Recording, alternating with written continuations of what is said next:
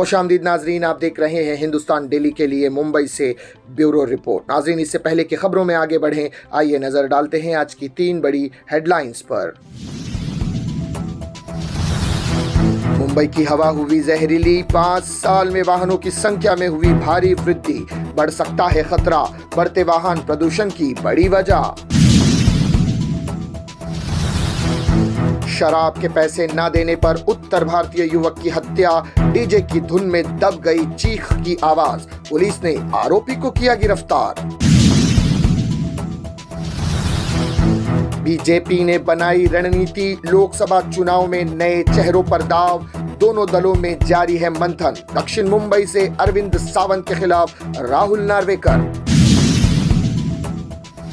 देखा नाज़रीन, ये थी आज की 3 बड़ी हेडलाइंस। अब बढ़ते हैं खबरों की जानिब। एक नए शोध में चौंकाने वाले तथ्य सामने आए हैं कि ग्लोबल वार्मिंग और जलवायु परिवर्तन के कारण वैश्विक तापमान में 1 डिग्री सेल्सियस में अधिक बढ़ोतरी होने पर हर साल अरबों लोग भयंकर गर्मी और नमी की जद में आ गए। घनी आबादी वाले क्षेत्रों में दिल का दौरा पड़ने और हीट स्ट्रोक जैसी घटनाओं में भारी बढ़ोतरी हो सकती है।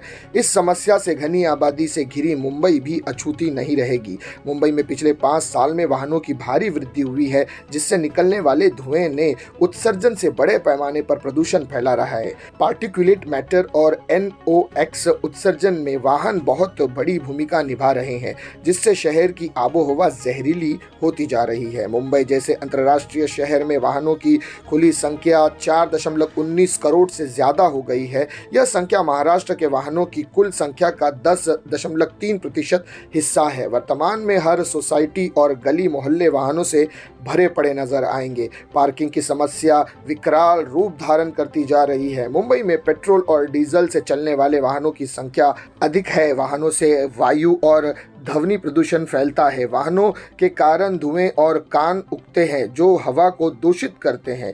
भीड़ भाड़ के कारण मुंबई में वाहनों से निकलने वाले धुएं से ज्यादा प्रदूषण फैल रहा है। ट्रैफिक जाम के कारण वाहन ईंधन की खपत ज्यादा करता है। इन समस्याओं को देखते हुए जब राज्य में महाविकास आघाड़ी की सरकार थी तो तत्कालीन CM उद्धव ठाकरे ने मुंबई का लंसंग मनाने जाने वाली और कॉलोनी के वृक्षों को बचाने की बड़ी अपील की थी। वहीं इस पर चर्चा करते हुए सरकार की चल रही परियोजनाओं के कारण शहर भर में गड्ढे खोदे गए हैं। मोनो मेट्रो सहित कई परियोजनाएं चल रही है। इनसे बड़े पैमाने पर धूल निकलती है जो हवा में फैलकर वातावरण को दूषित कर रही है, लेकिन प्रदूषण नियंत्रित के कोई उपाय नहीं किए गए हैं। वृक्षों की बड़े पैमाने पर कटाई हुई है, प्रदूषण बढ़ रहे हैं। वाहनों की तस्करी वाहन मानना जा सकता है।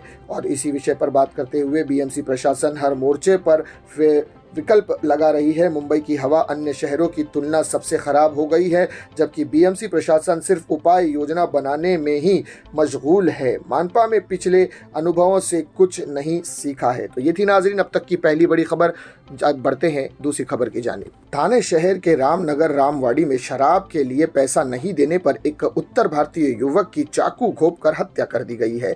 जिसमें समय घटना घटी उस समय डीजे की धुन पर लोग डांडिया खेल रहे थे, जिसकी वजह से चीख पुकार की आवाज भी नहीं सुनाई दी। पुलिस ने आरोपी को गिरफ्तार कर लिया है। चाकू बरामद किया गया है।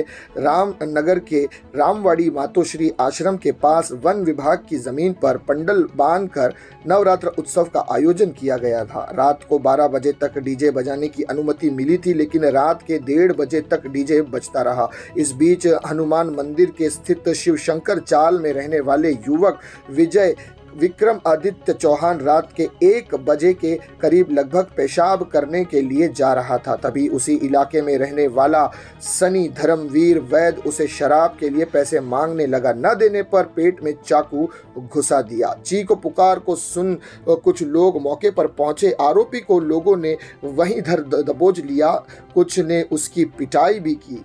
घायल अवस्था में चौहान को अस्पताल में ले जाया गया, जहां डॉक्टरों ने उसे मृत घोषित कर दिया। श्रीनगर पुलिस थाने ने वरिष्ठ निरीक्षक किरण काबाड़ी ने बताया कि आरोपी को गिरफ्तार कर लिया गया है। उसे 26 अक्टूबर तक पुलिस हिरासत की मांग की गई है। बताया गया है कि मृतक उत्तर भारत के जौनपुर जिले का रहने वाला है। उसकी पत्नी 2 बच्चों के साथ गाँव में रहती है। तो ये थी नाजरीन अब तक की दूसरी बड़ी खबर। आइए बढ़ते हैं अब आखिरी खबर की जानिब।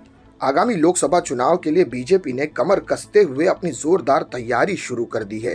राज्य में मिशन 45 के लिए बीजेपी की मोर्चाबंदी शुरू हो गई है। इनमें आर्थिक राजधानी मुंबई की सभी 6 सीटें जीतने की चुनौती युति के सामने है। यह बात ध्यान में रखते हुए बीजेपी ने कई बड़े चेहरों को लोकसभा चुनाव में उतारने का रणनीति बनाई है। चर्चा है कि मुंबई के प्रतिष्ठा की मानी जाने वाली दक्षिण मुंबई लोकसभा सीट पर शिवसेना के अरविंद सावंत के सामने विधानसभा अध्यक्ष राहुल नार्वेकर पर बीजेपी दांव लगाएगी। देश की आर्थिक राजधानी मुंबई में 6 लोकसभा सीटें हैं, जिन पर महायुति बनाम इंडिया अगाड़ी के बीच कड़ी टक्कर होने वाली है। बदली राजनीति और परिस्थितियों में माया नगरी की 6 सीटों में से 5 सीटों पर बीजेपी अपना उम्मीदवार उतारना चाह रही है। इनमें 2014 में बीजेपी ने खाते में 3 सीटें आई थी। इस लोकसभा क्षेत्र के अंतर्गत वर्ली, शिवड़ी, बाइकल्ला, मलबार हिल, कोलाबा और मुंबा देवी विधानसभा क्षेत्र आते हैं। वर्ली विधानसभा में यूबीटी के आदित्य ठाकरे, शिवड़ी से उद्धव गुट के अजय चौधरी, भाईकल्ला से शिवसेना शिंदे गुट की यामिनी जाधव, मलबार हिल से बीजेपी के मंगल प्रभात लोढ़ा, कुलाबा से बीजेपी के राहुल नार्वेकर एवं मुंबा देवी क्षेत्र से कांग्रेस के अमीन पटेल विधायक है। इस तरह दोनों गठबंधन के पास 3-3 सीटें हैं। मराठी, उत्तर भारतीय, राजस्थानी, मुस्लिम, इस तरह अधिकांश मिले जुले मतदाताओं वाले इस लोकसभा सीट पर महायुति और इंडिया अगाड़ी दोनों के लिए स्थिति चुनौतीपूर्ण होने वाली है। उधर बीजेपी का केंद्रीय नेतृत्व महाराष्ट्र में कुछ सीटों पर सांसदों के प्रदर्शन ने नाखुश है। विश्वास सूत्रों ने जानकारी दी है कि मुंबई में भी कुछ सीटों पर बदलाव की संभावना है। वैसे 2014 और 2019 के लोकसभा चुनाव में मुंबई की सभी 6 सीटें बीजेपी शिवसेना युति के पक्ष में गई थी। 6 सीटें जीतने की चुनौती युति के सामने है। 2014 में बीजेपी के खाते में आई थी 3 सीटें। उद्धव ठाकरे मुंबई में किसी भी कीमत पर बीजेपी का विजय रथ रोकना चाहेंगे। इसे देखते हुए विस अध्यक्ष राहुल नार्वेकर एवं अन्य नए चेहरे मुंबई, ठाणे और शहरों से चुनाव मैदान में होंगे।